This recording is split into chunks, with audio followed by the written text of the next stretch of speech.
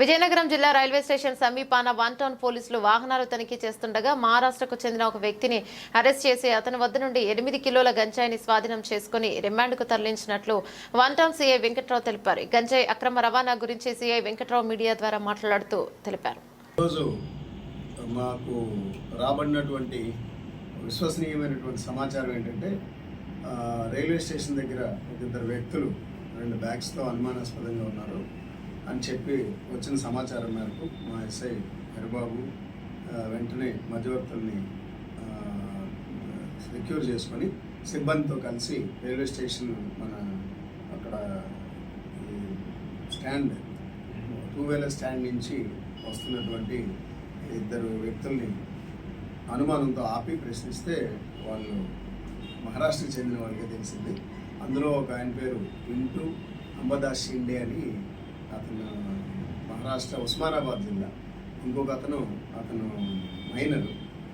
వీళ్ళిద్దరూ దగ్గర 2 బ్యాగ్స్తో ఉన్నారు. ఆ 2 బ్యాగ్స్ ఏంటి, ఎక్కడి నుంచి వస్తున్నారు ఏంటి అనేటప్పటికీ ముందు సరైనటువంటి సమాధానం చెప్పలేదు. తర్వాత వాళ్ళంతటి వాళ్ళే చెప్పడం జరిగింది.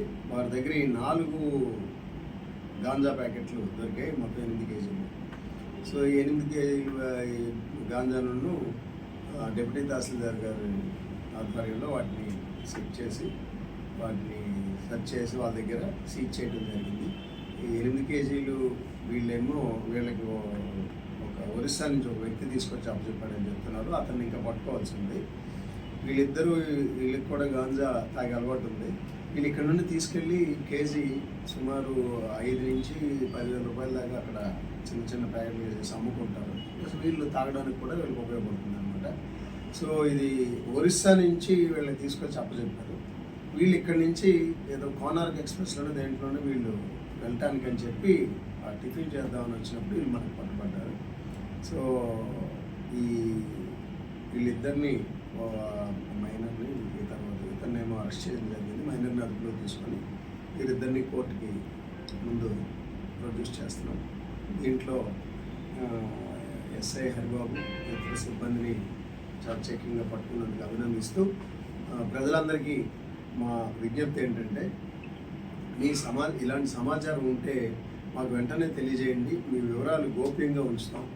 మనం ఇలాంటి వాటిని మన దగ్గర కాకుండా ఎక్కడికో వీళ్ళు పట్టుకెళ్తున్నా మనం వీటిని అరికట్టాల్సినటువంటి, అదుపు చేయాల్సినటువంటి బాధ్యత మన మీద ఉంది. కాబట్టి పోలీస్ శాఖకి ప్రజలు కూడా సహకరిస్తే మరింత కట్టుదిట్టంగా మనం వీటిని అదుపు చేసేటటువంటి పరిస్థితి ఉంటుంది. కాబట్టి దయచేసి మీరు అందరూ సహకరించండి.